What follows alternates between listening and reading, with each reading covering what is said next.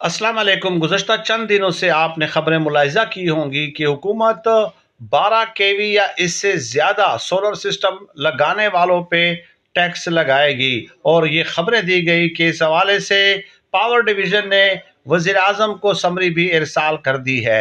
चुनाचे हुकूमती ज़िम्मेदार वज़रा और पावर डिवीज़न के ज़राए से जब मैंने कन्फर्म किया तो उन्होंने बाकायदा जो है ना एक वजाहती बयान जारी कर दिया है कि ऐसी कोई बात नहीं है, और ना ही हमने कोई समरी वज़ीर आज़म ऑफिस को इरसाल की है। ताहम उन्होंने कहा कि 12 केवी या इससे ज़्यादा का अगर कोई सोलर सिस्टम लगाता है तो डेफिनेटली वो रेजिडेंशियल पर्पस के लिए नहीं बल्कि कमर्शियल पर्पस के लिए है, और इस हवाले से ये तफरीक होनी चाहिए।